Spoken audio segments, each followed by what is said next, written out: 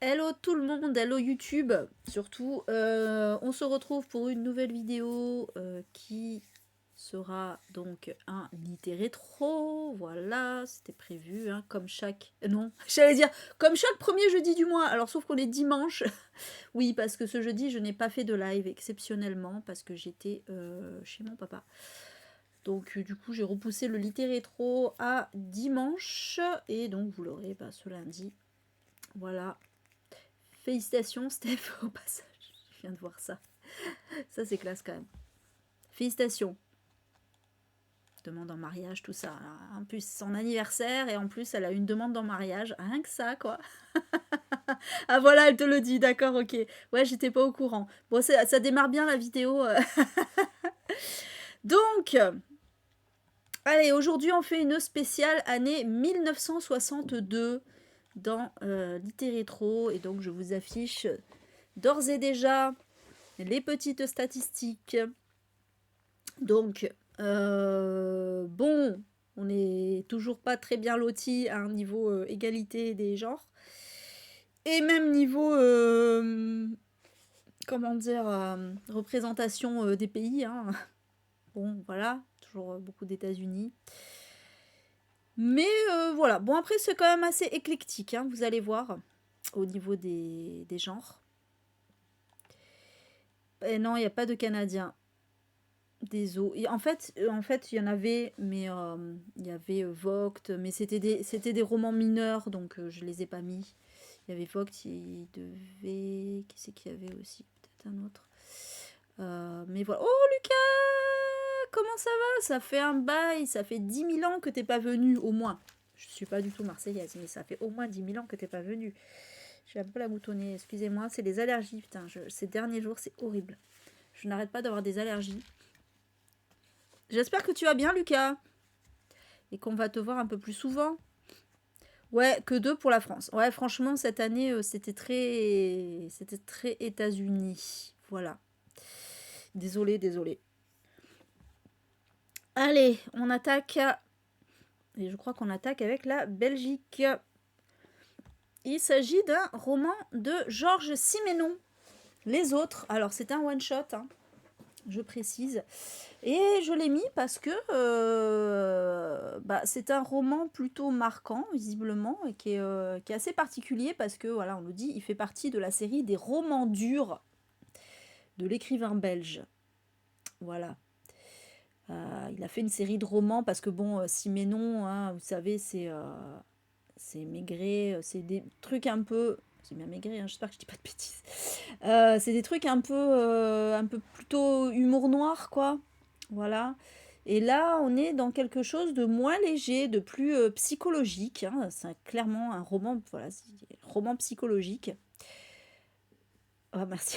Je sais pas, ça m'est venu comme ça et après j'ai eu un doute. J'espère que je dis pas de conneries. Mais... Parce que j'avoue que j'ai lu aucun Georges Simenon de ma life. C'est pas du tout mon style. Vraiment, c'est pas du tout un auteur qui m'attire. Je suis désolée pour nos amis belges. Mais je sais que voilà, je sais qu'il est très plébiscité, hein, donc il fallait du coup que je mette celui-ci. Donc en fait, on va suivre Blaise c'est un professeur de dessin à l'école des Beaux-Arts.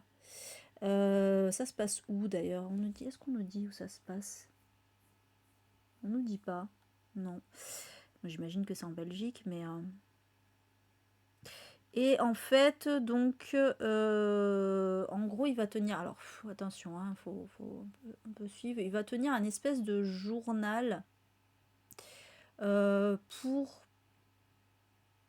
relater des péripéties se rattachant à l'histoire de sa famille, si je comprends bien. D'une part, la mort de son oncle Antoine, qui était un éminent juriste, qui s'est empoisonné la nuit précédant la Toussaint. Tiens donc, Halloween, on y revient. Oui, parce qu'à l'époque, on parlait pas d'Halloween en Belgique, hein, évidemment, on est en France d'ailleurs. Mais voilà, la nuit précédant la Toussaint, bon. Et d'autre part, le retour de son cousin Édouard qui avait disparu depuis des années. Voilà. Et donc, en gros, c'est un peu méta parce que c'est un roman autobiographique dans le roman, hein, voilà. Enfin, c'est une autobiographie dans le roman, je veux dire. Parce que c'est Blaise qui écrit sa propre autobiographie, enfin, sa propre biographie, sinon ça fait pléonasme. Voilà, en racontant ces 2 drames. Et en gros, donc ça se passe, voilà, effectivement, ça se passe au moment de la Toussaint. C'est écrit à la première personne, évidemment, hein. Et ouais, voilà, bon, on nous dit pas, j'aime bien parce qu'il y a analyse du roman, mais il n'y a rien qui est analysé en fait, hein. Voilà, pour ce petit roman. Bon, moi je suis toujours pas trop hypée en vrai, hein. Ouais, peut-être c'est un peu vieillot maintenant, je pense. Je pense que ça... Je sais pas si ça a très bien vieilli ici, mais non. Coucou Julie, comment ça va? Ah, ça fait un peu Agatha Christie, d'accord. Ah, ah ouais, je pensais pas, mais ok, pourquoi pas. Ça marche. Bon, là, celui-là, il doit pas faire Agatha Christie, par contre. C'est plus les Maigret, je pense, mais celui-là, a priori, il est un peu à part. Voilà pour celui-ci. Alors, celui-là, il n'est pas sorti en France, mais j'avais envie de le mettre parce que vous savez que moi, j'aime bien quand il y a un peu de représentativité, on va dire. Donc, c'est Bibo Brinker de Anne Bannon, qui est, donc, c'est un roman quand même qui a pas mal marqué lors de sa sortie, mais qui n'a pas été, pas que je sache en tout cas, traduit en France. C'est un peu dommage. Donc, on est dans ce qu'on appelle un lesbian pulp fiction, c'est-à-dire un roman contemporain, un peu dans la lignée un peu roman noir. Vous voyez, les pulp, en fait, ce qu'on appelait les pulp, c'est plus des romans noirs, un peu comme les giallo italiens, quoi, mais en version lesbienne. Voilà.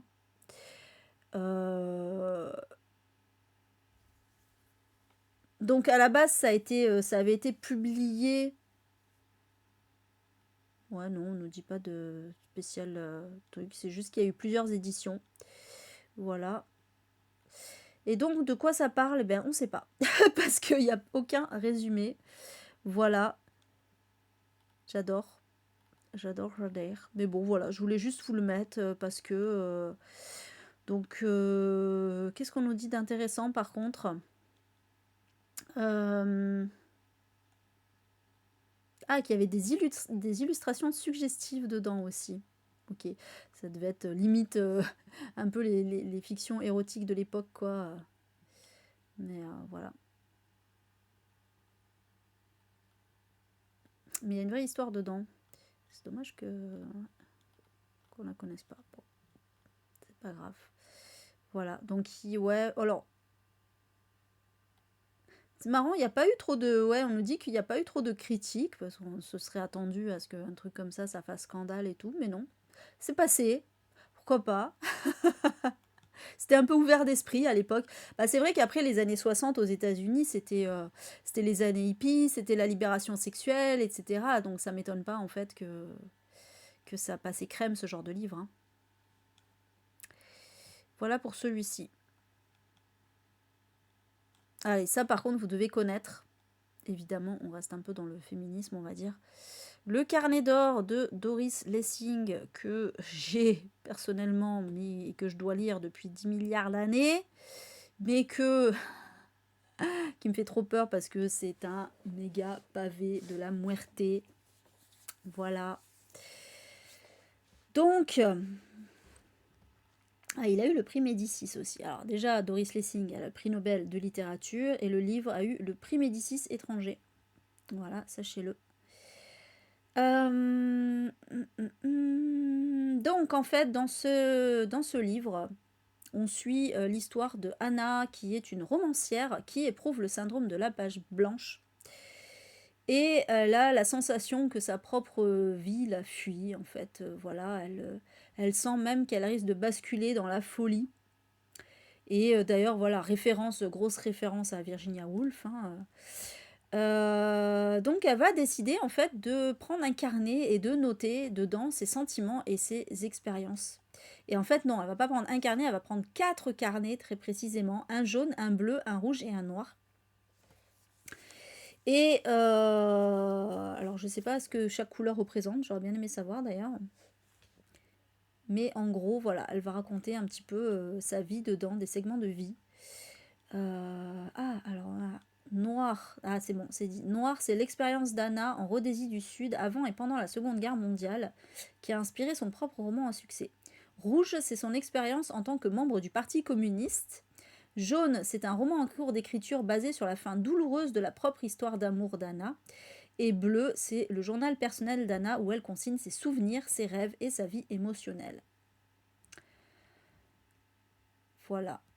Et donc évidemment, thème abordé, donc c'est la santé mentale, hein, déjà, principalement, mais aussi la société, voilà, et puis, bon, alors là, ils le disent pas, mais bon, je sais que c'est un livre qui est... Si, ils le disent plus haut. Le roman contient des messages anti-guerre et anti-staliniens, une analyse approfondie du communisme et du Parti communiste en Angleterre des années 30 aux années 50, et un examen de la révolution sexuelle naissante et des mouvements de libération des femmes. Voilà. Extrêmement intéressant. Ouais, j'ai toujours pas lu, moi, cette autrice. Toujours pas lu, mais voilà. J'aimerais lire Le Carnet d'Or, mais c'est vrai qu'il fait tellement peur. Ouais, je sais qu'il y en a qui aiment pas trop. Hein. Je sais qu'il y en a, ça passe pas. Mais bon. Donc voilà, un jour peut-être je le tenterai si j'ai la foi. Ensuite, allez, la France. La France est là, représente avec la comtesse sanglante de Valentine Penrose. Et je pense que vous avez dû en entendre parler, puisque donc c'est l'histoire de Elisabeth Bathory, qui était donc surnommée comme ça, la comtesse sanglante, puisque donc, alors si ma mémoire est bonne, c'est celle qui tuait des jeunes filles vierges et qui se baignaient dans leur sang, je crois que c'est un truc comme ça. Hein. Est-ce qu'ils le mettent? Oui, j'ai bien révisé avant, hein, comme d'habitude, hein, toujours, moi je je suis carrée. Je suis carrée, je suis studieuse à fond. À fond. Bon, en tout cas, elle n'était pas très sympa, cette... Non, mais il y a trop de choses. En tout cas, elle n'était pas très sympa, cette personne. Voilà. Donc, on est en Hongrie. Et donc Valentine Penrose, je ne sais pas trop comment on prononce son nom, va donc retranscrire retracer tout l'historique d'Elisabeth Bathory, mais aussi celui de sa famille et de ses ancêtres qui l'ont précédé. Voilà, donc en gros, c'est tout un arbre généalogique là. Voilà, on nous dit que notamment l'une des branches de la famille, c'était des tarés, des cruels, des luxurieux, fantasques et courageux, oui d'accord. Donc voilà. Ça met en scène aussi son mari, qui était très respecté à travers toute la Hongrie pour ses exploits politiques, et sa belle-mère qui veut faire donc d'Elisabeth, alors c'est Erzsébet en vrai, hein, d'origine, une dame aussi respectée avec des protocoles qui l'étouffent. Voilà, donc c'est la vie de cette comtesse tueuse, hein, parce que c'est ça. Hein. Est-ce qu'ils le mettent? Oui, ils le mettent pas. Ah ouais, donc on dit qu'elle a des instruments de torture. Ok. Sympa. La sauvagerie qui imprègne Erzébet, bah oui. Ah voilà. Ouais, donc c'est ça, 25 filles meurent en moins d'une semaine. Donc c'est bien ça. Parce que en fait, elle suit apparemment les indications d'une sorcière, si je comprends bien. Bon bref, on va pas raconter toute l'histoire non plus, hein, ça serait con. Mais voilà.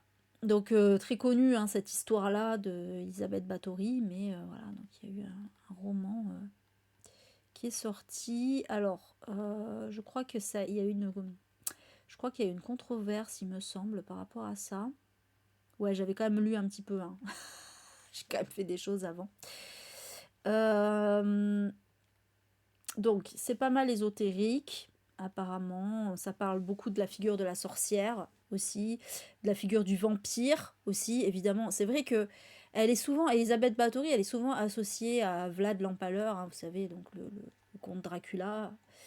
Ils sont souvent liés, en fait, hein, dans le folklore. Voilà, figure mythique. Putain, l'article il est super long hein, de Wikipédia, donc voilà, accueil critique. Voilà, c'était ça. Voilà. Il y a un historien qui a dit qu'il s'agissait d'un récit romancé sans preuve historique concrète.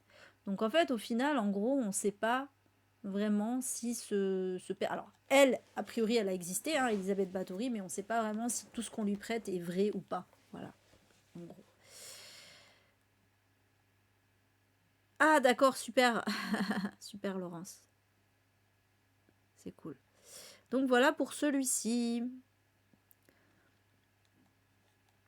Alors, on passe à une autrice très connue, s'il s'agit de Patricia Highsmith, avec Le cri du hibou. Alors, c'est pas son plus connu, hein, voilà, on va pas se mentir, mais quand même, il a eu son petit succès.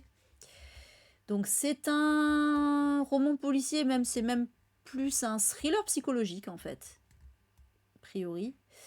Donc, qui a eu son lot d'adaptations, hein, comme vous pouvez le voir. Il a été pas mal adapté. Donc, dans cette histoire, on suit Robert qui vient de divorcer et qui quitte New York pour s'installer dans une petite ville de Pennsylvanie. Et en fait, il va se mettre à espionner, c'est moche, à espionner sa jeune voisine de 23 ans qui s'appelle Jenny. Mais donc, elle va s'apercevoir du manège, mais au lieu de l'engueuler, en gros, elle va l'inviter chez elle, parce que pourquoi pas. Et en fait, elle va lui expliquer qu'elle cherche un allié pour mettre fin à sa relation avec son fiancé grec qui est un homme violent et jaloux. Donc voilà, ouais, je vais aller jusque là, je pense, je peux aller jusque là. Je pense pas que ça spoil trop. Donc Robert, il n'a pas trop envie de s'immiscer dans ses affaires de couple, même si pour moi c'est au-delà d'une affaire de couple, c'est aide-la parce qu'elle a un mari violent, mais bon c'est pas grave. Enfin fiancé en l'occurrence.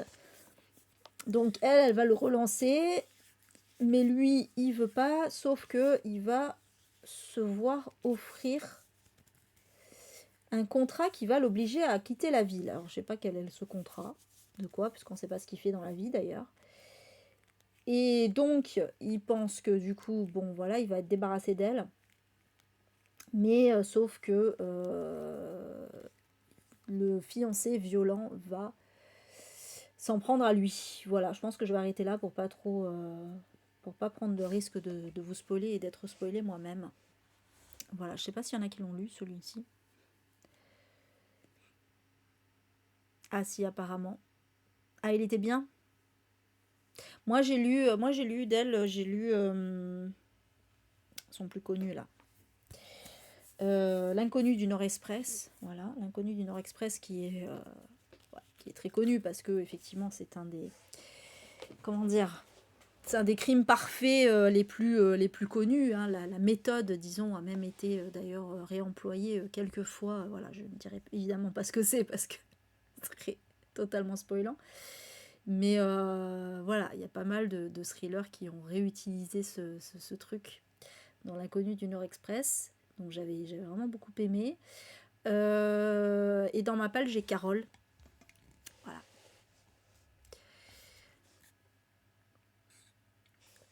Mais celui-là, voilà, bah écoutez, j'espère que la pauvre Jenny a été aidée quand même dans cette histoire. Voilà. Et le titre, on nous dit, le titre du roman vient d'une superstition attestée par le personnage de Jenny qui croit que le cri du hibou annonce la mort. Voilà. Ça fait peur, hein. Ça fait peur, ça fait peur. Ah, elle disait, alors c'est marrant parce que donc Patricia Highsmith considérait ce roman comme l'un de ses plus faibles. Voilà, en dépit des critiques élogieuses. Voilà, ce roman a eu des super bonnes critiques, mais elle trouvait que c'était bof par rapport à ce qu'elle faisait d'habitude. C'est marrant. J'aime bien lire des petites anecdotes comme ça sur les romans, les auteurs et tout. C'est pour ça que j'aime bien Litté Rétro, en fait. Je me lance des fleurs, oui, je sais, mais ça serait bien si je faisais un peu mieux mon travail en amont, mais voilà. J'ai pas vu le film, moi, Carole. Mais du coup, tant mieux, parce que comme ça, je lirai le livre d'abord. C'est pas plus mal. Voilà pour celui-ci. Alors, on passe à de la SF, parce qu'il y a toujours de la SF dans Litté Rétro. C'est vraiment le truc, c'est vraiment le genre qui est à chaque fois. C'est la SF. Donc, les erreurs de Jones, on va dire Jones, de Robert Sheckley. Donc, on est où dans cette histoire? Ah oui, on nous dit que c'est un Candide moderne. Donc, on est à l'an 3000. Est-ce que c'est ça? Ah voilà, en fait, il y a une espèce de mise en abîme, c'est-à-dire qu'il y a un roman dans le roman, quoi. On nous présente en fait un livre qui aurait été écrit par une personne après l'an 3000 et qui va raconter, donc ce livre va raconter les aventures de Jones, donc une figure semi-légendaire du 21e siècle, dont la philosophie a marqué les temps qui l'ont suivi. Donc on a une civilisation du futur qui est dominée par les Polynésiens, alors pourquoi pas, ok. Et un grand cataclysme a chamboulé le monde pendant la vie de cet homme. Donc seules des informations fragmentaires sur cette époque ont survécu, essentiellement grâce à la tradition orale. Donc en fait, c'est le bouche à oreille qui a permis de garder certaines informations. Et donc l'homme qui nous raconte tout ça insiste sur le fait qu'il leur est difficile de comprendre notre époque. Voilà. Donc notre époque, je pense que c'est au 21e siècle en fait. Hein. Oui, c'est ça, que nous possédions des technologies qu'ils n'ont plus. Donc c'est ça en fait, en gros, il y a eu un... J'imagine, alors en plus, alors c'est sorti en 1962, hein, donc on est déjà dans le futur avec l'histoire de Jones, et on est encore plus dans le futur avec la personne qui raconte l'histoire de Jones. Je sais pas si vous suivez les différentes couches là. C'est un peu complexe quand même. Hein. Donc voilà. Et donc on va suivre cette vision du 21e siècle racontée par une personne du 30e siècle, mais le tout écrit par un auteur du 20e siècle. Voilà, vous avez suivi ou comment ça se passe? Donc voilà. Donc on nous dit que l'auteur décrit avec beaucoup de sarcasme une société pleine d'extrêmes les plus absurdes. Les gens se battent pour entrer en prison car il n'y a plus que là qu'on soit nourri et blanchi gratuitement. Dans les asiles, on traite la paranoïa en montrant des complots autour du malade. Okay. Les militaires ne dessinent plus que des cartes fausses pour tromper l'ennemi. Ah ouais. Donc on nous dit le roman mélange les genres, sa structure générale est une succession de contes polynésiens, mais le récit entre aussi en collision avec les légendes médiévales et la mythologie antique. Ah oui, Jones rencontre par exemple le Minotaure et Thésée dans les couloirs de l'Octogone, qui prend dès lors des allures de labyrinthe. Ah ouais, ok, d'accord. En fait, il a tout mis, le gars. Donc c'est très philosophique. Il est question d'utopie aussi. Voilà, donc on est vraiment sur sur un roman satirique de l'époque. Hein. Voilà. Ouais, un peu visionnaire, ouais, complètement, Laurence. Les erreurs de jeunesse, le titre français est trompeur. Pourquoi? Donc bienvenue déjà à Re.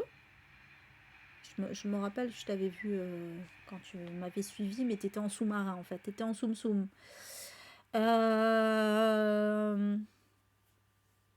Ouais, pourquoi? Ah, les erreurs de jeunesse. Jeunesse. Ah, bien ouais. Ouais, mais pourtant en anglais c'est aussi jeunesse. Enfin, c'est putain, j'avais pas parce que moi je pensais que c'était non anglais en fait, anglophone. Ah, je viens de percuter, mais parce que on nous dit donc le titre original c'est bien Journey Beyond Tomorrow, mais après réimprimé sous le titre Journey of Jeunesse. Pourquoi? Du coup, est-ce que le personnage il s'appelle comme ça aussi dans le truc original ou est-ce qu'ils ont fait exprès C'est bizarre. Ouais, je sais, ouais, c'est marrant, mais maintenant que tu le dis, effectivement, les erreurs de jeunesse, t'as raison. C'est vrai que OE, ça se prononce E, comme dans œsophage, dans œnologue, donc E, jeunesse. Ah putain, la révélation de ouf là, ouh, les erreurs de jeunesse. Ouais, mais je sais pas, du coup, ouais, c'est bizarre. Bon, mais écoute, je sais pas, je saurais dire si c'est un hasard ou si c'est voulu. Mais c'est marrant ça. Bref, en tout cas, merci pour cette remarque, Areux. C'était intéressant. Intéressant comme remarque. Allez, je passe à la suite du coup. Alors, un roman de Nabokov, évidemment moins connu que son légendaire Lolita. Hein. Il s'agit de Feu pâle.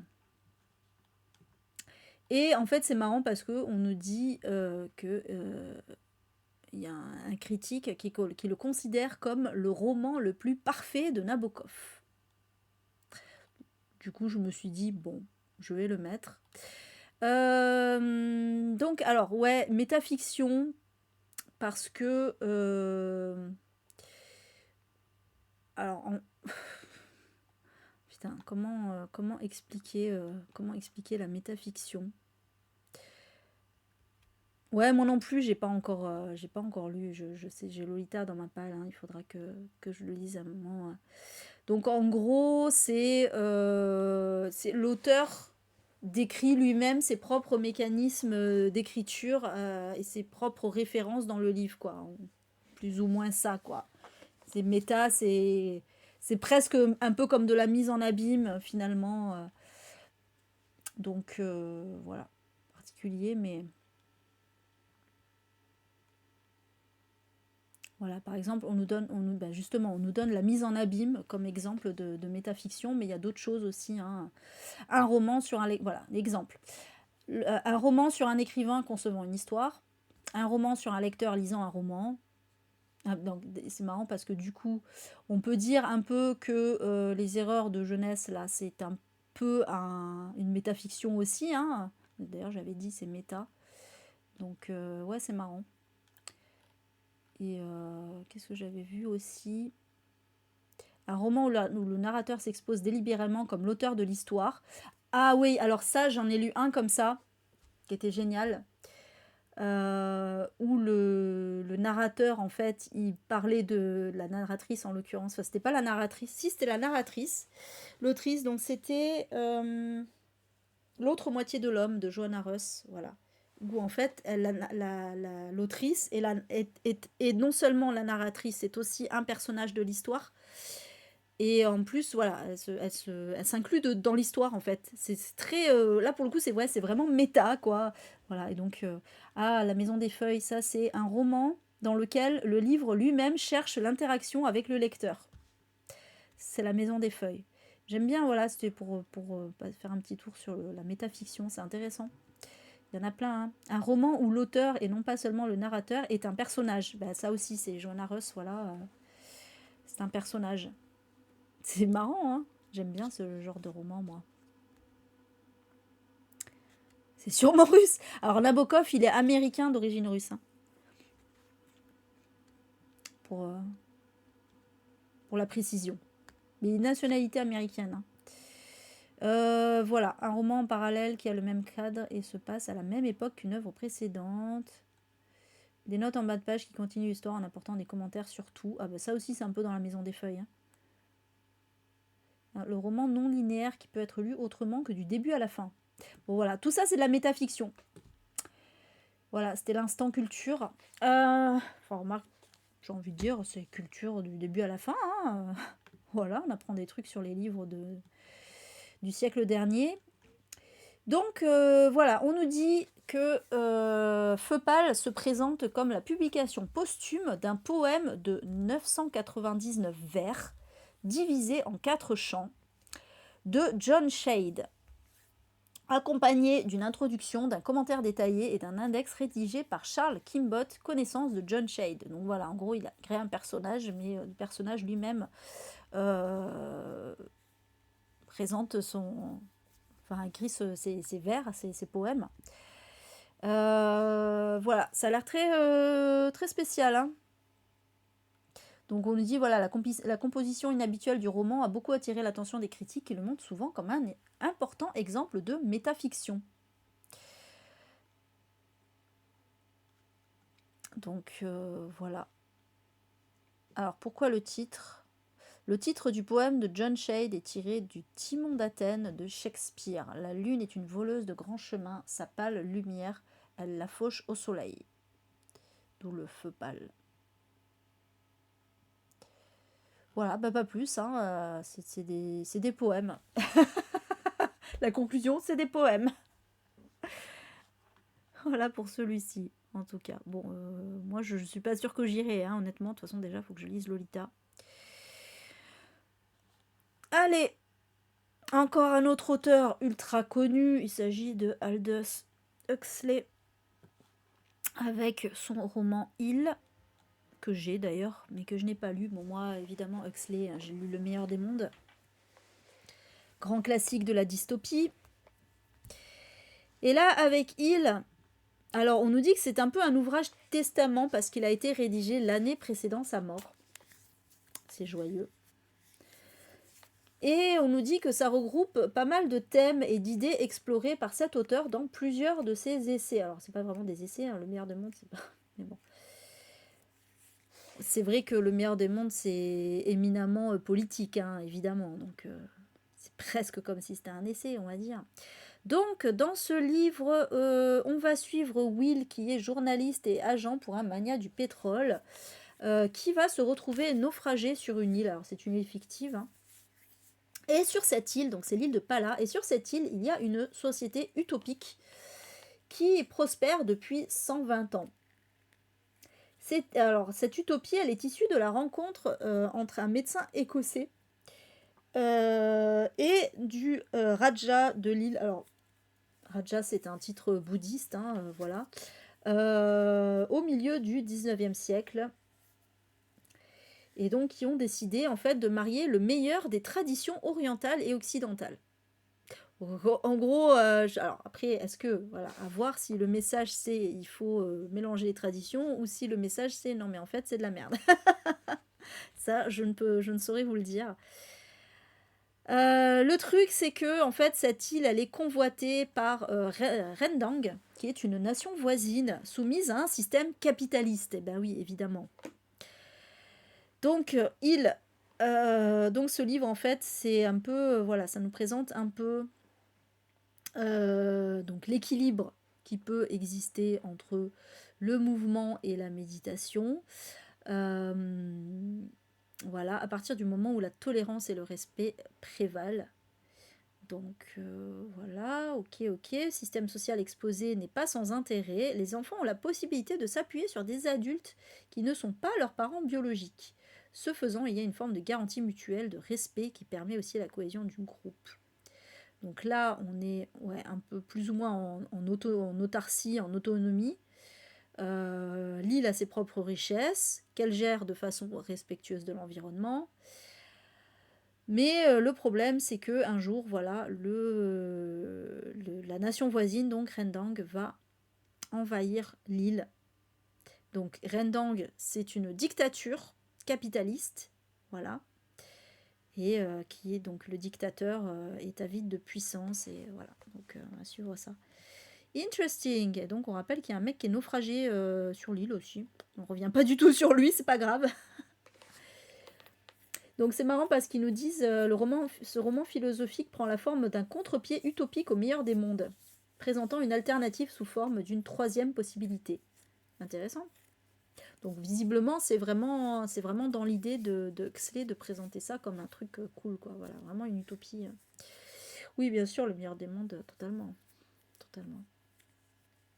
Visionnaire. Voilà.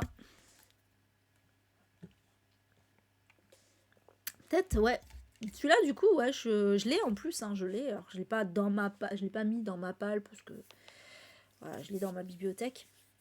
Mais j'avais pas spécialement envie de le lire ou quoi. Mais là, c'est vrai que je me dis, tiens, ça peut être intéressant. Voilà pour celui-ci. Désolée pour le titre russe. J'avais pas de transcription phonétique, donc j'ai mis le titre tel qu'il était. Donc, une journée d'Ivan Denisovitch de Alexandre Solzhenitsyn. Donc, je rappelle, Solzhenitsyn qui a été celui qui a dénoncé le goulag, hein, voilà, le stalinisme et tout ce qui se passait dans les goulags, même déjà du temps de Lénine, hein, il me semble d'ailleurs. Donc voilà, qui s'est opposé au communisme dictatorial russe, hein, en gros, voilà, puisque bon, on rappelle que c'était pas vraiment une vraie application du communisme, hein, bien sûr, parce qu'à partir du moment où il y a un chef qui prend tout, ça ne s'appelle plus du communisme, c'est pas le principe. Donc voilà, et donc il venait, et donc ça a été le premier, il a dû d'ailleurs, de mémoire, hein, il a dû s'exiler justement pour pas risquer voilà, pas risquer d'avoir des ennuis, de lui-même aller au goulag. Et là, bah, justement, donc c'est un roman court, hein, qui a été à la base publié dans une revue littéraire, et qui décrit donc les conditions de vie dans un camp du goulag au début des années 50, en l'occurrence. À travers donc les yeux d'un prisonnier qui s'appelle donc Ivan Denisovitch, oui c'est ça, j'avais bien prononcé, que l'on va suivre donc au cours d'une journée comme son nom l'indique. Voilà, et donc cette parution, sachant qu'en 1962 on était dans un contexte de déstalinisation, hein, ce qu'on appelait, puisque voilà, donc on sortait un peu de ce communisme, de cette dictature, hein. Mais malgré tout, voilà, ça a fait quand même l'effet d'une bombe, puisque pour la première fois, une œuvre littéraire présentait aux lecteurs soviétiques un témoignage du goulag.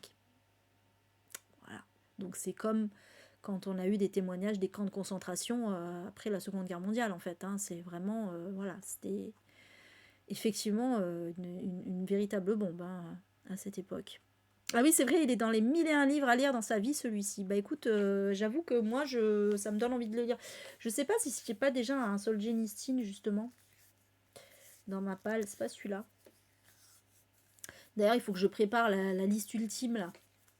J'ai la liste ultime à préparer en mélangeant toutes les listes, de donner les 50 livres les plus cités.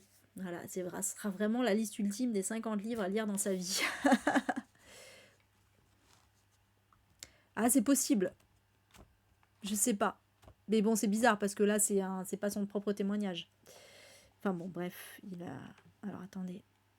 On va vite fait, on va aller sur sa page Wikipédia pour remettre bien dans le contexte.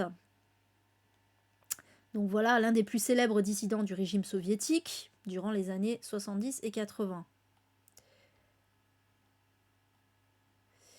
Qu'est-ce qu'on nous dit? Ah oui, donc c'est vraiment c'est le premier. Celui-là, c'était le premier. C'est vraiment, donc ça a été vraiment celui qui a balancé le pavé dans la mare. Donc qui témoignage sur le goulag. Voilà, première œuvre littéraire témoignant de l'existence de camps en URSS. Donc vraiment, c'était comme les camps nazis en fait. C'est que c'était, on le savait, mais c'était pas officiel, ça se disait pas. Enfin voilà quoi, c'était vraiment un truc de ouf quoi. Et donc sous Brejnev, en fait, le régime va se durcir et du coup, ces manuscrits vont être saisis, mais il va quand même. Donc, tous ces manuscrits, je parle pas de celui-là, hein, mais il va quand même réussir à publier des trucs en loose dé. Et il va même obtenir le prix Nobel de littérature. Voilà, alors là, c'est pas marqué, tiens, sur son... Parce que Doris Lessing, c'était marqué, prix Nobel de littérature, là, c'est pas marqué, mais il a eu le prix Nobel de littérature, sachez-le, en 1970. Ah, voilà, c'est celui-là que j'ai. C'est l'archipel du Goulag, qui a été... je crois que j'en avais parlé, hein. Il me semble que j'en avais parlé dans un litté rétro, l'archipel du Goulag. Puisque du coup l'archipel du Goulag va sortir à Paris, en fait il va être édité à Paris, il va pas sortir en Russie parce que c'était trop risqué, où là en fait il fait vraiment une critique du système de répression politique en Union soviétique, voilà, et notamment avec de nombreux témoignages de rescapés des camps, et ça va connaître un retentissement mondial. Voilà, c'est celui-là que j'ai moi, l'archipel du Goulag, il faut vraiment que je le lise. Voilà, donc un homme qui a vraiment marqué son époque, Solzhenitsyn. Bisous, Steph. Non? Non, elle s'en va pas. Non, Steph. Tu t'es trompée, Karen, je viens de percuter. Elle mettait ses bébés au dodo. C'est parce que t'as mis je mettais M apostrophe été, en fait. Donc je mettais moi-même mis au dodo, tu vois. Tu t'es trompé de verbe. Du coup, on n'a pas compris. Je sais pas s'il est très gros, l'archipel du Goulag, mais c'est possible. Ça serait pas étonnant. Celui-là, par contre, il est court. Hein, si vous préférez lire un témoignage du Goulag assez court, bah voilà, une journée d'Ivan Denisovitch. Allez, je passe à la suite.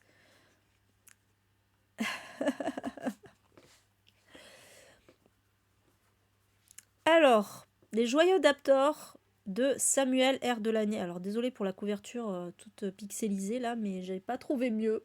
Je crois que c'est un truc qui n'a pas dû être réédité. En plus, c'était publié dans un magazine de science-fiction, Galaxy Bis. Parce que là aussi, je crois qu'on est avec un roman court. Encore que non, ils ne le disent pas.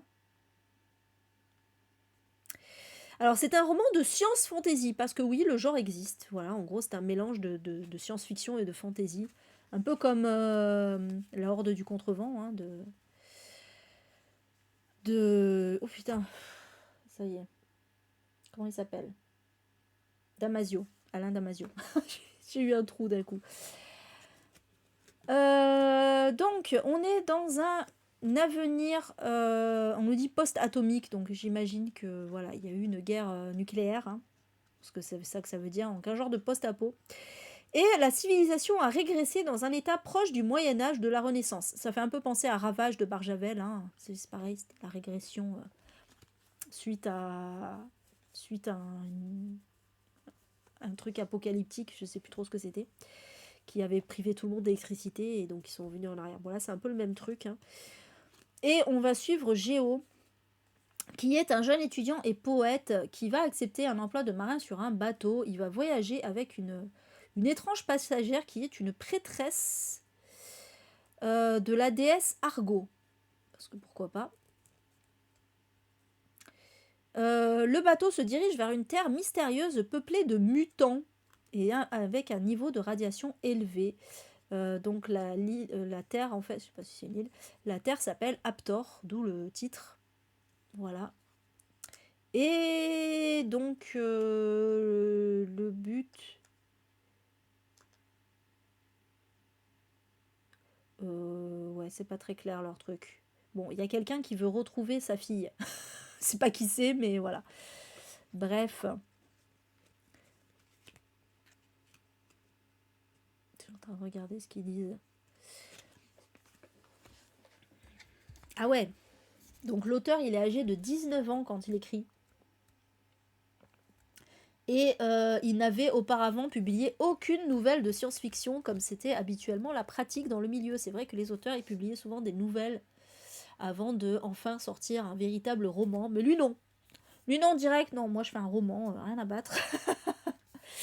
Donc on nous dit que c'est une œuvre qui relève davantage de l'héroïque fantasy que du space opéra.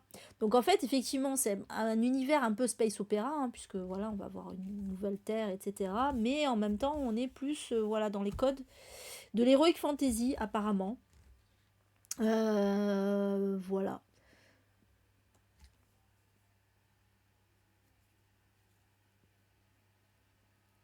Je regarde s'il y a des trucs intéressants, mais en fait... Ah, une évocation subtile d'homo-érotisme. Tiens donc. Ah oui, d'accord. Entre deux personnages masculins. Intéressant. C'est bien. Des éléments de morale transparaissent qui deviendront récurrents dans ses romans. Delany reprend un thème proche des anneaux de pouvoir de Tolkien. Ah. Très bien. De pouvoir sur autrui constituant l'engeance à combattre alors que les protagonistes ne sont pas présentés comme binairement bons ou méchants. Ah, ça a l'air pas mal quand même. Le pouvoir est maximisé par l'intermédiaire de 3 joyaux à l'aide d'une technique étrange. Contrairement à l'anneau de l'univers de Tolkien, le dieu noir Ama est conscient de la toxicité de ces joyaux et c'est lui qui prend l'initiative de faire venir les protagonistes afin de lui voler les joyaux. Ah, c'est excellent ça. Bon, ça, il le disait pas dans le synopsis. Bon, après, je lis pas parce que je pense que ça spoil un peu. Voilà. Interesting. Donc, on est dans un genre de Seigneur des Anneaux. J'allais dire Seigneur des Oiseaux. Seigneur des Anneaux SF. En gros, hein, c'est un peu ça. Ouais, j'avais vu Steph, mais je pense que tu dois être dyslexique ou un truc comme ça parce que je remarque que tes fautes, c'est surtout sur la phonétique et les trucs comme ça en fait. J'avais remarqué un petit peu. T'es un peu comme les dyslexiques, donc je suppose que tu dois être. C'est pas une tare, hein, attention. Hein, j'ai présupposé, du coup. Donc voilà.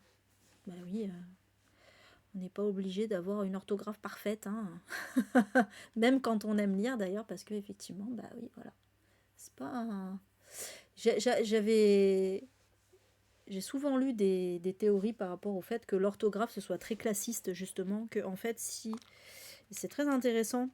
Bon, vous savez, je porte pas l'Académie française dans mon cœur, hein, mais en fait, si l'orthographe est aussi difficile aujourd'hui, contrairement à ce qu'on dit, si, l'orthographe ne s'est pas simplifiée en réalité, hein, c'est faux. L'orthographe ne s'est pas simplifiée, c'est l'inverse.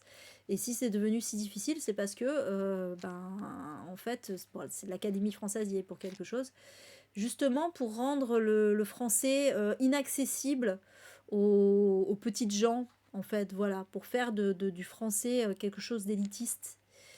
Sachez-le.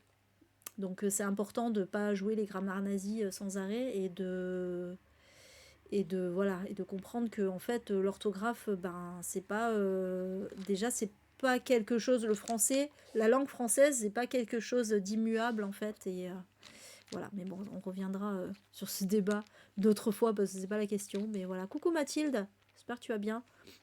Je suis juste nulle en orthographe, j'adore. Non, je me dis sexy, je suis juste une merde. Pardon, je rigole. Mais non, mais peut-être que t'es dyslexique et que tu ne sais pas. Bon, mais après, je comprends, il y a plein de gens qui sont pas. Franchement, j'ai envie de dire l'orthographe, voilà. C'est surfait. Du moment qu'on se comprend, c'est essentiel.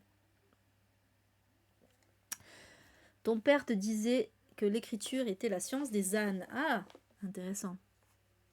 Moi aussi, je suis meilleure en maths, cela dit. J'ai toujours préféré les maths.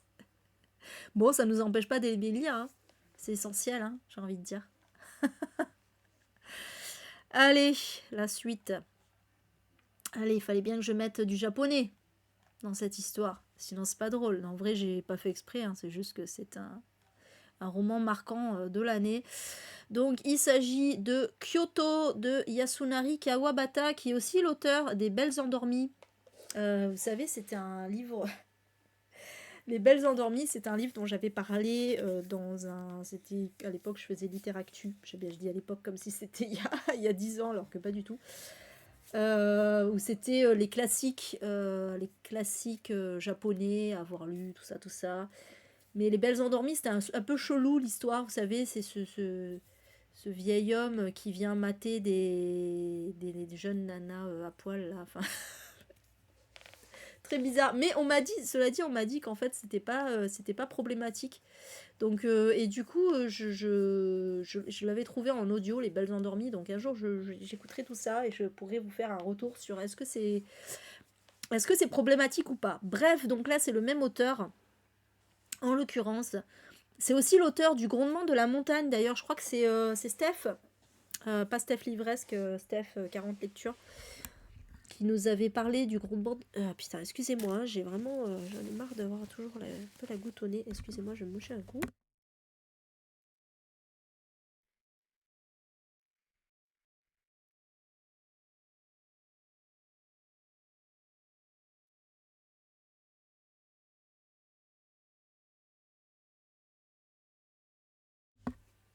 Ah, tu l'as lu, toi, Les Belles Endormies, Mathilde? Donc, il est quand même dérangeant, alors. Parce que, ouais, il y a des gens qui m'ont dit, non, non, mais en fait, c'est pas problématique, machin. Mais bon.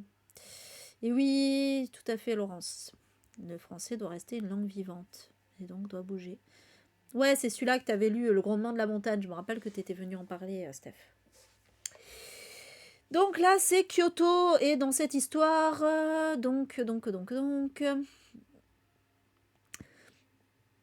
c'est un roman court. Bon, en même temps, j'ai envie de dire, c'est souvent des romans courts, hein. D'ailleurs, Les Belles Endormies aussi, il est assez court, hein, il me semble.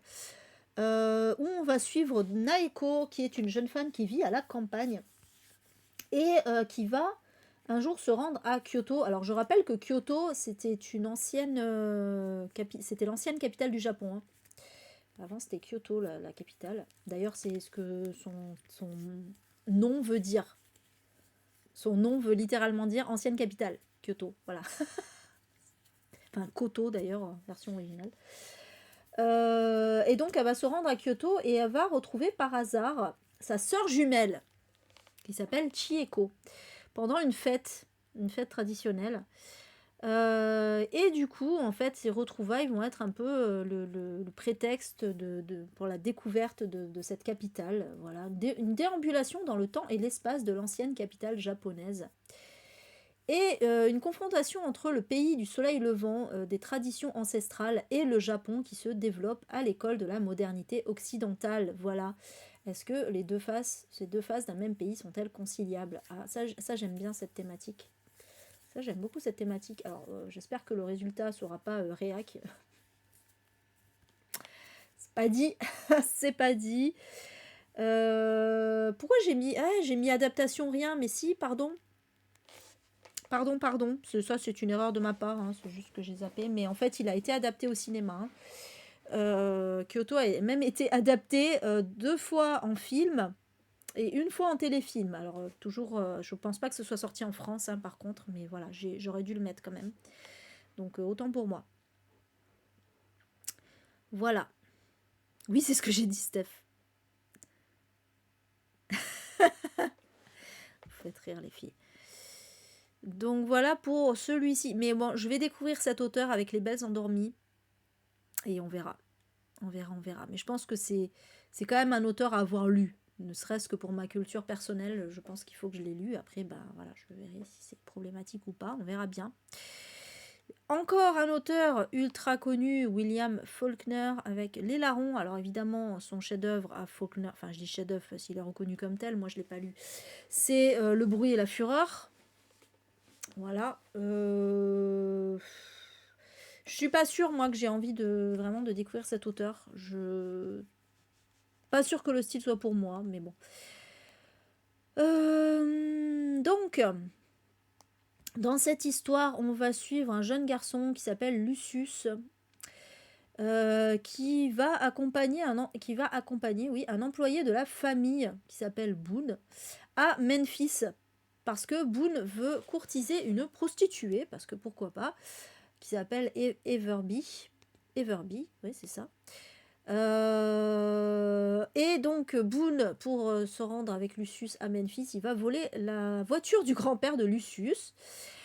Donc on est, alors oui, j'ai oublié de préciser, on est dans les années 10.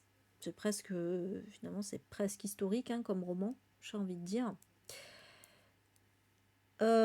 Et en fait, il se trouve qu'il y a un troisième personnage qui va s'incruster avec eux. C'est un jeune noir qui s'appelle Ned, qui travaille dans les écuries du grand-père avec Boone.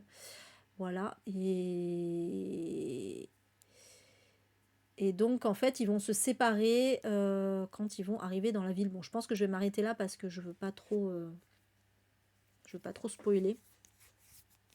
Mais en fait, on va suivre un peu leur pérégrination comme ça à Memphis. Alors, ouais, alors, le roman a eu le prix Pulitzer. c'est important de le signaler. Faulkner, c'est pas la première fois qu'il a le prix Pulitzer, il avait déjà obtenu pour un livre qui s'appelle Parabole, et qui en fait donc, ce qui fait que c'est l'un des 4 seuls auteurs à avoir été récompensés plus d'une fois d'un prix Pulitzer. Voilà. Alors on ne sait pas qui c'est les 4, mais ils ne le disent pas, mais voilà. Donc, on nous dit que, à l'indifférence de plusieurs autres de ses œuvres, ce roman est direct et ne recourt pas à des techniques littéraires compliquées. Ça me donne encore plus envie de le lire, je suis ironique. Hein. Et il est également gay, donc ça veut dire que les autres sont pas gays du tout. Gay G-A-I, hein, pas G-A-Y, hein, bien sûr. Voilà. Et du coup, à cause de ça, Les Larrons a toujours été considéré comme une œuvre mineure de cet auteur, alors qu'il a quand même eu le prix Pulitzer, hein, c'est pas rien. Mais voilà, tout ça parce que, pour une fois, c'est plutôt, voilà, c'est pas pessimiste, c'est pas compliqué à lire, voilà. Non, je connais pas Laurence. Je connais pas du tout. Mais je viens de croire. Donc voilà, je sais pas s'il y en a qui ont lu cet auteur. Mathilde, dans tes mille et un livres à lire, il n'y avait pas Le Bruit et la Fureur. Bon, je sais que tu les as pas tous lus encore, mais je suis sûre qu'il est dedans, Le Bruit et la Fureur, c'est obligé, quoi. C'est un livre tellement connu, mais moi, Nope. Voilà. Donc, sachez qu'il a été adapté au cinéma avec Steve McQueen. Voilà. Pour information. Ensuite, alors, celui-là aussi, il est un petit peu connu quand même. La ligne rouge, à ne pas confondre avec la ligne verte, bien évidemment, de James Jones, qui je pense plus connu sans doute pour son film, hein, pour le film qui a été adapté du roman. Mais bon. Donc c'est un livre de guerre, évidemment. Et il est en partie autobiographique, hein, puisque lui-même, l'auteur, donc, a fait la guerre aussi, hein, dans l'US Army. Voilà. Notamment... Bon, est-ce que ça sert à quelque chose que je vous dise où? Parce que moi je sais pas où c'est. La bataille des monts Austin, du cheval au galop et de l'hippocampe au cours de la campagne de Guadalcanal. Voilà. Je suis sûre qu'il y en a qui doivent connaître, mais moi non. Donc en fait, ouais, parce qu'on est dans la Seconde Guerre mondiale. C'est ça. On est pendant la Seconde Guerre mondiale. Qu'est-ce qu'on nous dit? Voilà, en fait, ça va décrire en gros certaines batailles et des actes particulièrement horribles. Voilà, décrits comme des réactions naturelles des soldats face à leur environnement, telles que l'exhumation d'un cadavre japonais pour le plaisir. Ah bah génial. L'exécution sommaire de prisonniers japonais et l'extraction des dents en or de leurs cadavres. Donc là, on est vraiment dans la guerre versus le Japon, hein, effectivement. Seconde Guerre mondiale, avant le débarquement, c'était vraiment contre les Japonais qui se battaient. Voilà pour celui-ci. Donc en gros, voilà, ça dénonce les horreurs de la guerre, hein, clairement. Hein. Clairement. C'est un peu comme Rambo, hein, finalement. C'est vraiment... c'est ça, dénoncer les horreurs de la guerre. Voilà pour celui-ci. Ah, il y avait Absalom de Faulkner et c'était assez ennuyeux. Ah d'accord. Ok. Bon, ça restera sans moi du coup. Allez, je crois que c'est le seul de cette sélection que j'ai lu. Mais c'est pas le seul que j'ai dans ma palle. Il y en a quelques-uns dans la sélection que j'ai dans ma palle, hein, pour le coup. Donc, Le Maître du Haut Château de Philip K. Dick, qui est donc une célèbre uchronie dans laquelle les Japonais, bah tiens, voilà. Alors, le livre d'avant, on était dans la bataille contre les Japonais. Donc là, les Japonais ont gagné finalement. C'est ça, hein, alors, les nazis ont gagné. Je dis les Japonais en premier parce qu'on va beaucoup être avec les Japonais dans cette histoire, plus qu'avec l'Allemagne en fait. Euh, donc voilà, l'Allemagne nazie, l'Empire du Japon et l'Italie fasciste ont remporté la Seconde Guerre mondiale. Et donc on est 15 ans après la victoire de l'Axe, c'est ça, hein. Nous c'était les Alliés, enfin nous. Ouais, alors la France, voilà, en vrai, je dis ça, je dis rien, hein, toi-même tu sais. Mais en gros, il y avait les Alliés et donc les méchants, entre guillemets, c'était l'Axe. Allemagne, Japon et Italie. Et donc voilà, on va être dans ce cadre-là. On va être aux États-Unis. Les États-Unis est occupé. Alors ils ont fait comme avec la Corée du Nord, hein, la Corée tout court d'ailleurs plutôt. Ils ont fait comme avec la Corée. Ils ont séparé, et comme avec l'Allemagne aussi d'ailleurs, hein, ils ont séparé le pays en deux. Donc, il y a donc l'Est est occupé par les Allemands et l'Ouest par les Japonais. Voilà, nous, on va être plus du côté de l'Ouest, en fait, occupé par les Japonais. Ouais, et c'est vrai que oui, alors il y a une mise en abîme dedans. Moi, j'avoue que ce roman, j'ai eu beaucoup de mal, en fait. Voilà, c'est l'Uchronie dans l'Uchronie, donc parce qu'il y a un roman dans l'histoire. C'était le truc le plus intéressant de l'histoire, au final. Il y a un roman dans l'histoire qui imagine justement une uchronie dans lequel les Alliés auraient gagné, c'est-à-dire notre vraie vie en fait. Et du coup, tout le monde est un peu en gros à la recherche de ce roman ou de je sais plus, enfin je sais plus l'histoire exacte. Mais en gros voilà, c'est plein de gens qui veulent s'appuyer sur ce roman et en fait, au final, ce livre il est plus philosophique qu'un roman de SF. C'est vraiment plus philosophique parce que, en gros, c'est pas un truc politique. Moi, j'aurais aimé que ce soit plus politique. Voilà, moi, ça m'a manqué. Je m'attendais à ce qu'un roman uchronique soit politique. C'était un peu légitime, surtout avec un tel sujet. Mais en fait, non, c'est philosophique. C'est en gros. Voilà. Je saurais même pas expliquer, putain. C'est un truc de fou. J'avais fait une chronique hein, à l'époque où vraiment j'expliquais un petit peu mon point de vue sur le truc, mais alors maintenant, c'était très bizarre ce livre. C'était très bizarre. Voilà. Alors qu'est-ce qu'ils mettent? Commentaires. Euh, Il y a beaucoup trop de trucs. Ah oui, c'est vrai qu'il y avait tout un truc, ouais, l'oracle. Ah putain, ouais, c'est ça. Oh là là. Ah, il y avait tout un truc un peu ésotérique aussi, hein. C'est vrai, il y avait presque un côté un peu thriller ésotérique aussi dans cette histoire, je me rappelle. Ouais, c'était chelou. Toi, t'as adoré le maître du château, d'accord. Ouais, voilà. Moi, je m'attendais trop à lire un truc politique, en fait. Bisous, Michel. Oh, t'es resté tard aujourd'hui. Bonne nuit. C'est ça, en fait, c'est ça. C'était vraiment un prétexte au final. Mais après, voilà, l'histoire, c'est vraiment, on est vraiment dans la psychologie des personnages, etc. Voilà, et puis vraiment des questions très très philosophiques. Et tout l'aspect politique, il est éclipsé en fait. En fait, on osef complètement que les nazis aient gagné, tout ça, ça change rien à l'histoire au final, hein. C'est vraiment. Bref, donc voilà,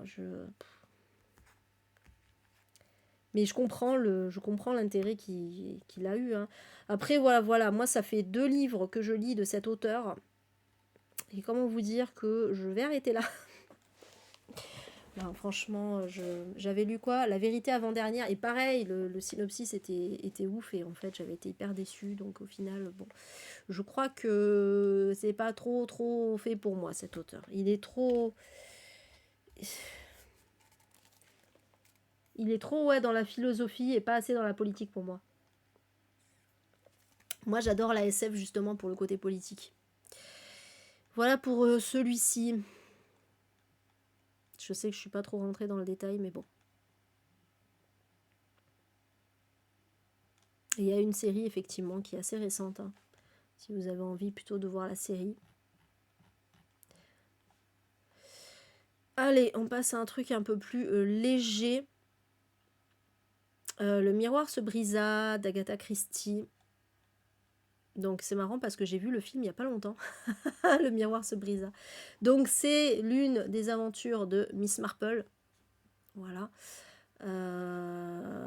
Ou donc dans lequel on va suivre une actrice, une célèbre actrice en fait qui vient s'installer donc avec son mari qui est réalisateur. Ils viennent s'installer dans un village pour tourner un nouveau film. Sauf que en fait, donc il va y avoir une grande réception hein, pour les accueillir, tout ça, tout ça.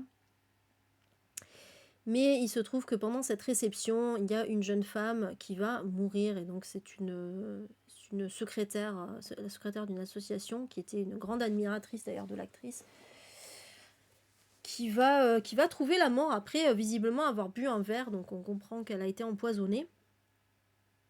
Et donc c'est Miss Marple avec, en vrai c'est pas Miss Marple hein, évidemment qui est sur l'enquête, c'est un inspecteur de Scotland Yard, mais qui se trouve être le neveu de Miss Marple. Ils le disent pas là, mais je me rappelle dans le livre, c'est ça, c'est son neveu si je me trompe pas. Et donc les deux vont en fait devoir un peu enquêter sur là-dessus, et évidemment ça va impliquer l'actrice et le réalisateur. Voilà. Ouais, du coup on a vu le film, enfin lui qui me l'a revu avec moi en fait. Là, il y a Laurence qui s'en va. Bisous Laurence, bonne nuit. J'avais pas vu. Bisous, bisous. Donc voilà, bon écoutez, il n'y a pas grand chose à dire de plus, hein, mais effectivement, moi je l'ai pas lu, mais c'est vrai que le film était très très très bien avec Liz Taylor. Voilà, un peu la classe, quand même. Donc voilà, alors ouais, après voilà, j'ai mis film 1980, en fait il y a eu 40 milliards d'adaptations de ce livre, c'est un truc de fou.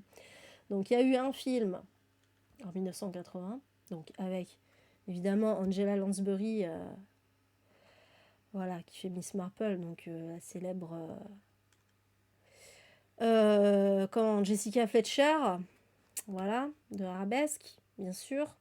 Ensuite, donc, il y a eu en 1992, il y a eu un téléfilm. En 98, il y a eu un feuilleton radiophonique. En 2003, il y a eu un film indien, parce que pourquoi pas. On rappelle en plus que l'Inde est une colonie britannique, donc ça m'étonne pas qu'il soit comment dire... Ah zut, j'ai pas le terme j'ai le terme qui m'échappe là. C'est pas inspiré, bon c'est pas grave, peu importe. En 2011, il y a eu encore un téléfilm, et en 2017, ah oui, alors voilà, c'était dans la série Les Petits Meurtres d'Agatha Christie. Voilà, il y a eu un épisode spécial, Le Miroir se brisa. Ah, toi, t'as découvert Miss Marple cet été, mais pas avec celui-là. Alors, avec lequel, du coup? J'ai lu aucun Miss Marple. Enfin, je crois pas. C'est vrai que ça serait bien que j'en lise. Donc, le titre complet en VO, c'est The Mirror Cracked Side to Side, qui a été raccourci en The Mirror Cracked en version américaine, en fait. Voilà, pour information. Voilà pour celui-ci. Allez, on retourne à la SF avec Le Monde englouti jusqu'au creux de la terre. Putain, j'ai vu ce titre, j'avais toujours la chanson dans la tête. Et d'ailleurs, en plus, quand j'ai cherché la couverture, j'ai mis Le Monde englouti sans mettre l'auteur, et il n'y avait que des trucs du dessin animé, Les Mondes engloutis, qui ressortaient. J'étais là, bon, alors non, on va mettre l'auteur parce que du coup, c'est pas ça. Ouais, c'est ce que j'ai dit, Steph. Donc, Le Monde englouti de James J. Ballard. Donc, qui s'inscrit dans la série des romans catastrophes de l'auteur qu'il a écrit au début des années 60, donc qu'on appelle les 4 apocalypses. Voilà, chaque roman de cette série met en scène une catastrophe différente venant détruire la civilisation humaine. C'est intéressant ça.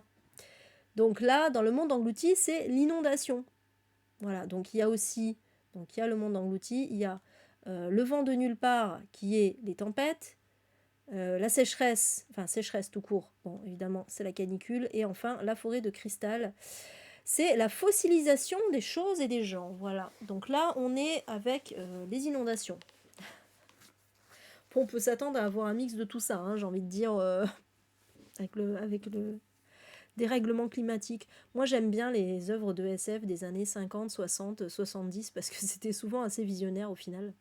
Parce qu'à l'époque, on parlait pas de réchauffement climatique en plus, hein. Enfin, c'était pas acté encore, évidemment, puisque c'était, c'était encore, on était encore en pleine industrialisation. Donc, avec une intégrale, l'affaire Protero, la plume empoisonnée, etc. Ah oui, pour le. Ah oui, d'accord, pour Miss Marple, ok. Ah oui, t'as lu carrément une intégrale, ok. Donc, on est dans un futur proche, une série d'explosions solaires a augmenté la température de la planète. Bon, voilà, alors, ouais, là, c'est à cause du soleil, en vrai, bon, on sait que c'est pas ça, nous. Hein. Et un climat tropical règne sur l'ensemble de la Terre. La faune et la flore sont revenues à ce qu'elles étaient à l'époque préhistorique, et l'homme n'a plus beaucoup de place dans ce monde surchauffé et étouffant. Donc, les hommes ont fui les grandes villes et les continents recouverts de vastes forêts infestés d'iguanes et de moustiques, et arrosés continuellement de pluies diluviennes. Et ils vivent désormais dans des bases au Groenland, en Antarctique et dans diverses îles des pôles. Donc là où il faisait froid, à la base évidemment, c'est logique. On va suivre un médecin qui s'appelle Kerans, qui va participer à une expédition scientifique sur le site englouti d'une ancienne capitale européenne, laquelle, étant donné qu'on est en Angleterre, enfin que l'auteur est anglais, je suppute qu'il va s'agir de Londres, mais j'en sais rien. Hein. Voilà. Et donc on va suivre comme ça cette expédition. Moi j'aime bien les romans catastrophes. C'est un peu maso en fait quand on sait qu'on y court tout droit à la catastrophe, hein, mais quelque part, ben, ça permet aussi justement de se faire une idée entre guillemets. Hein. Voilà. Mais j'aime bien, j'avoue, j'aime bien les romans catastrophes. Donc voilà pour celui-ci. Alors, Shirley Jackson, nous avons toujours vécu au château. Celui-là, j'aimerais bien le lire. Bon, moi, j'ai lu La Maison hantée, évidemment. Donc, qui a donné d'ailleurs la super série de Mike Flanagan, The Haunting of Hill House. J'avais beaucoup aimé, moi, La Maison hantée. Je sais qu'il y a beaucoup de gens qui n'aiment pas. Parce que oui, le récit est un peu lent et tout, mais c'est un roman d'ambiance, hein, c'est un roman gothique et tout. Donc là, on est encore évidemment dans un roman gothique, on est même dans un polar gothique. Et clairement, moi, j'ai très très envie de le lire. Ah ouais, c'est vrai, Sophie, bah, c'est bien aussi en livre. Hein. Moi aussi, j'aime bien les films catastrophes, c'est vrai. Même s'il y en a qui sont très mauvais, mais en livre, je trouve que c'est plus impressionnant parce que c'est souvent plus réaliste, en fait. Parce que les films catastrophes, souvent, c'est pas très réaliste, on va pas se mentir. À part peut-être le jour d'après, parce qu'il y avait un semblant de truc scientifique derrière, mais sinon, bon, c'est un peu à l'arrache, sans explication. Mais ouais, dans les livres, il y a souvent plus plus de contexte, en fait, et c'est peu réaliste, je trouve.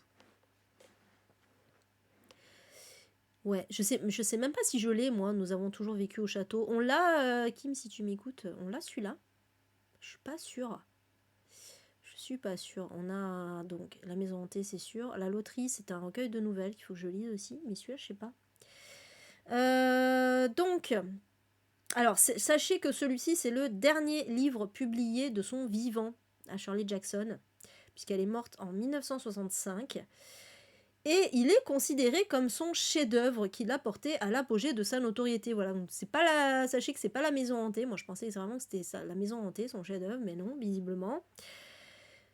Donc, dans cette histoire, en fait, on va suivre Mary Catherine. Mary Catherine, Mary Cat. J'aime bien parce que dans Dans Le silence de Denis Lehan, c'était Mary Pat. Je pense que c'est Mary Patricia, mais du coup, Mary Pat, là, c'est Mary Cat. Mary Cat Blackwood, qui a 18 ans et qui vit avec sa sœur aînée et leur oncle malade aussi, dans une grande maison, dans un vaste domaine isolé, dans le Vermont. Donc ils sont un peu retirés du reste du monde. Ils sont un peu pas très aimés aussi des habitants du village voisin. Surtout depuis qu'un mystérieux drame 6 ans auparavant a provoqué la mort de presque tous les Blackwood. Ça me fait un peu penser à la chute de la maison Usher, du coup, ce synopsis-là. C'est un peu ça. Et donc voilà le postulat de départ. Que s'est-il passé? Pourquoi tous les autres sont morts? Pourquoi ils vivent reclus? Tout ça, tout ça. Ah, tu as aimé alors? C'est Béatrice, hein, l'écrit sur bouquet. Attends, je sais plus. Merde, j'ai pas mon truc ouvert. C'est pas une bêtise. Bisous, Martine. Merci d'être venue. Bonne nuit. Tu vas tenter, mais tu sais pas par lequel commencer. De mémoire, là, comme ça, faut que je réfléchisse. J'en ai pas lu un récemment, là, de livre catastrophe, là. Merde. Je me souviens plus. Ah là là. Bon, j'en ai lu plein en vrai, mais comme ça, de tête, je sais pas pourquoi ça me parle pas. Ouais, moi aussi. Mais de toute façon, moi, j'adore les romans gothiques, donc trop envie de lire celui-là. En plus, on est un côté polar dedans, hein. Donc, ah, ah. D'accord, merde, c'est Fabienne. Pardon. Oh, quand je suis trop nulle. Putain, si j'ai pas mon pense-bête avec moi, là. En fait, tu vois, quand j'ai fait plusieurs lives d'affilée, que tu venais plusieurs fois, je retenais Fabienne. Mais là, j'ai plus fait de live depuis une semaine, et ça y est, j'ai oublié tout le monde. Mes excuses, Fabienne. Pardon. Il va falloir que je révise, que je fasse des révisions avec mon, avec mon pense-bête. Excuse-moi. D'accord, t'avais aimé ça en plus. Enfin, t'avais pas plus aimé que ça, quoi, plutôt. Ok. Ouais, mais moi, après, je suis très... je suis cliente de Shirley Jackson, donc je sais qu'il y a plein de gens qui n'ont pas aimé, La Maison Hantée, donc voilà. Ouais, ça marche, Sophie. Je regarderai ça après, ouais. Voilà pour celui-ci. On approche de la fin. Donc, celui-ci, vous devez connaître ne serait-ce que le film L'Orange Mécanique de Anthony Burgess. Voilà, adapté en film par Kubrick. Film que j'avais adoré d'ailleurs. Hein. Mais j'ai pas lu le... Bon, alors, je l'ai, hein, le livre, mais je l'ai pas lu. Et je sais pas si je le lirai de sitôt, honnêtement. Je sais pas. D'un côté, quand même, j'ai envie de voir... Je suis sûre qu'il y a une plus-value au livre, hein, c'est évident. Mais bon... C'est vrai que déjà le film, c'est vraiment pas... J'ai adoré, hein, mais je crois... Je l'ai vu 2 fois d'ailleurs. Je suis pas sûre que j'ai envie de le revoir en fait. Euh, tellement c'est... Voilà, il est très difficile, très dur ce film. Bref, donc on est dans un futur proche, on est à Londres d'ailleurs. C'est une dystopie, hein. On est dans un futur proche et on va suivre un jeune délinquant. Alors c'est marrant parce que dans le livre il a 15 ans, dans le film il a l'air plus âgé, hein, mais bon. Donc c'est Alex Delarge, qui a donc sa petite bande de potes là.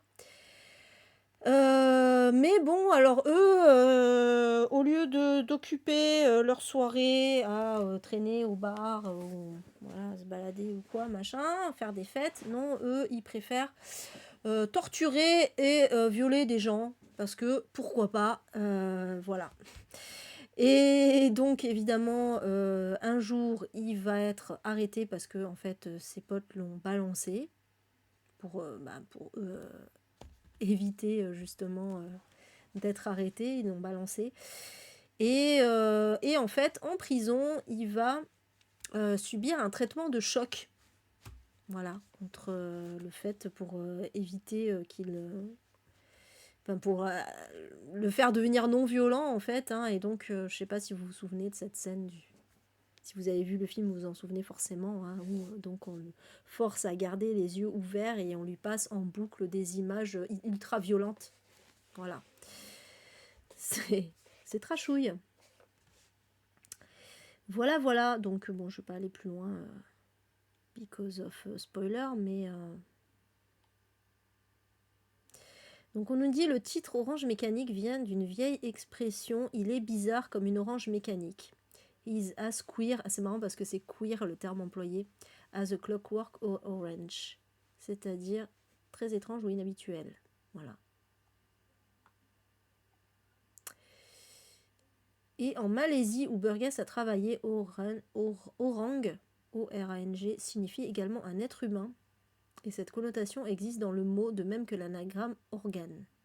Le terme orange est d'ailleurs repris dans le vocabulaire Natsat, dans sa signification l'homme. Je ne sais pas ce que c'est, Natsat. Ah oui, c'est l'argot, d'accord, parce qu'en fait, ils utilisent, quand ils parlent, dans le livre, ils utilisent un argot particulier. Donc c'est un argot qui a été inventé par l'auteur lui-même, en fait. Voilà, c'est ça.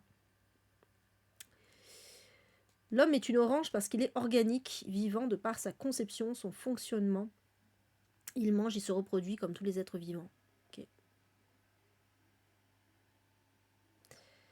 En fait, il y a toute une analyse pour expliquer pourquoi le héros est une orange. Je vais pas tout vous lire là parce que c'est un peu long, mais bon. C'est intéressant en tout cas. Voilà, le roman et le film portent le même titre dans la version originale, mais les titres français diffèrent. Oui, il y a juste le L apostrophe en moins, ça va, c'est pas non plus. Voilà. Et sachez que voilà, il y a aussi eu une adaptation au théâtre, mais d'ailleurs aussi à la radio apparemment.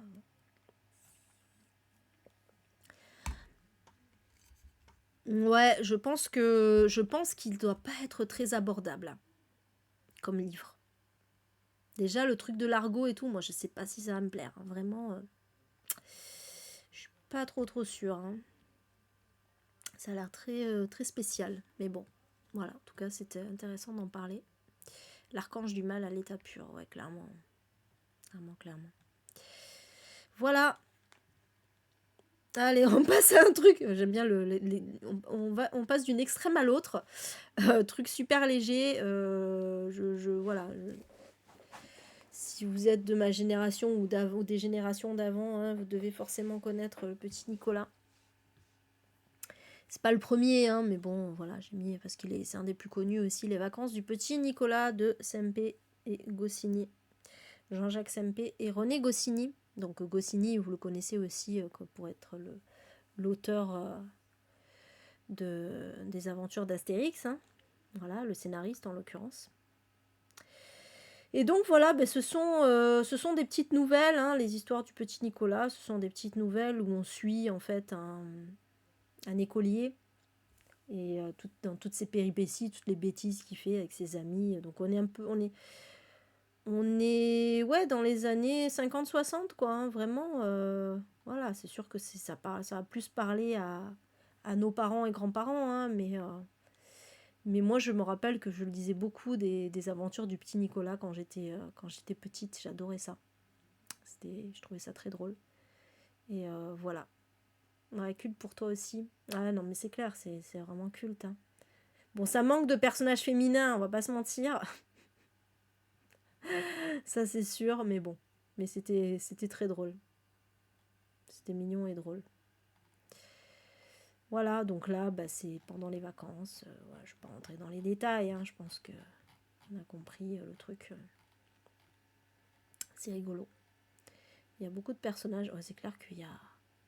Quand je vois la liste des personnages... les personnages récurrents, il n'y a qu'un personnage féminin. Je regarde... Non, 2 personnages féminins. C'est la maman et la grand-mère, quoi. Voilà, super. Et oui, parce qu'à l'époque, c'était des écoles... C'est vrai que les écoles n'étaient pas mixtes. Donc, en fait, il n'y a que des garçons dans leur classe. Donc, forcément, voilà. Bon, apparemment, là, pendant les vacances, je les ai lus, hein, mais je me rappelle plus maintenant. Pendant les vacances, il y a aussi des films, mais bon, encore que pas trop. Hein. C'est quand même très masculin cette affaire, mais bon, voilà, c'est vrai que c'est cultissime. Moi, j'en ai lu énormément. Voilà pour celui-ci. Hop.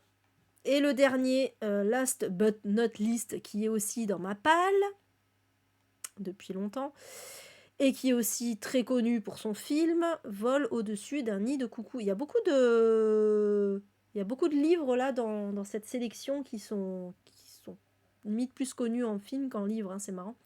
Donc Vol au-dessus d'un nid de coucou de Ken Kesey. Donc là, en fait, dans cette histoire, cette histoire se passe dans un hôpital psychiatrique, hein, c'est connu pour ça, voilà. Moi, j'ai pas vu le film non plus, hein, justement, ça fait partie des livres que je veux lire avant de voir le film. Donc film avec Jack Nicholson, hein, évidemment, un de ses plus célèbres rôles. Il aime bien jouer des... Il aime bien jouer des malades mentaux quand même, hein, Jack Nicholson, on va pas se mentir.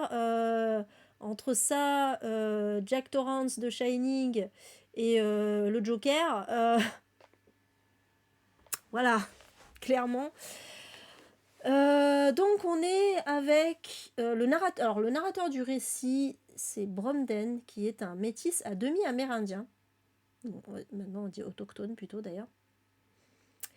Qui passe pour être un sourd-muet auprès du personnel et des patients d'un hôpital psychiatrique. Donc il n'est pas vraiment sourd-muet apparemment. Et donc en fait il va raconter un peu son compte-rendu des tensions et des bagarres provoquées dans la salle des malades par le rebelle Randall Patrick McMurphy, un criminel qui joue la folie pour purger sa peine de prison dans le confort de l'hôpital, plutôt que comme travailleur sur une ferme, voilà, sur une ferme administrée par l'institution carcérale, bien sûr. Et donc il y a aussi, voilà, alors du coup, il croit cela couler douce, sauf que le problème pour lui, c'est qu'il y a une infirmière, Ratchet. Alors ouais, j'ai vu la série par contre, Ratchet, sur cette infirmière. Qui administre tout ça d'une poigne de fer, voilà, et donc je m'arrêterai là pour être spoilé non plus. Interesting. Le film est génial, bah ouais, j'imagine. Ah bah certainement, oui, qui doit être dans les milliers, hein, celui-là, Vol au-dessus d'un nid de coucou. Mais il est dans ma palle, hein, il faudra que je le lise, clairement. Je crois qu'il est dans mes 100 livres à lire, d'ailleurs. Hein. En décembre, je ferai une mage. En décembre, je prévois de faire un live où on fera donc un petit récap là, des 100, de ce que j'ai lu, tout ça. Et ensuite, je ferai 2 lives du coup, parce que 50 et 50, c'est trop long sinon. Où je vous présenterai en gros une nouvelle liste, voilà, parce que je pense qu'il y a, depuis, déjà, il y en a plein que j'ai lu, donc voilà. Oui, j'en remets 100, allez, 100 nouveaux. J'en ai lu plusieurs, mais c'est pas grave. Du coup, ça finira jamais, hein, mais c'est pas grave. Mais j'aime bien l'idée, donc voilà, je ferai ça. Et voilà, sur ce, c'était tout. Ah oui, si, alors juste ouais, pour revenir sur Vol au-dessus d'un nid de coucou, j'avais mis film 1975, 3 petits points, parce qu'il y a eu, pareil, 40 milliards d'adaptations. Donc il y a eu plein d'adaptations au théâtre, beaucoup d'adaptations au théâtre. Une adaptation, pardon, au cinéma, donc par Milos Forman avec Michael Douglas et... non, pas avec Michael Douglas, pardon. Coproduit par Michael Douglas avec Jack Nicholson. Voilà. Et donc, il y a eu 2 adaptations à la télé. Alors, donc, plus ou moins, c'est pas des adaptations pures, puisque il y a eu, donc, en fait, c'est l'infirmière Ratchet. Donc, il y a eu une apparition de l'infirmière et d'autres personnes, du narrateur aussi, dans Once Upon a Time. Et évidemment, donc, la série en 2020, Ratchet. Voilà. Que j'ai vue. Celle-ci. Donc voilà pour la liste des... Ouais, j'imagine bien que Nicholson doit être exceptionnel. J'imagine. Voilà, c'est tout pour cette sélection de 20 livres pour cette année 1962, en espérant que ça vous aura plu. La prochaine vidéo, je pense, sera un bilan lecture. Dans une semaine, c'est ça. Dans une semaine, je refais un bilan lecture. Et sur ce, donc, je vous dis, je vous souhaite une bonne semaine. Et je vous dis à bientôt, YouTube. Miaou.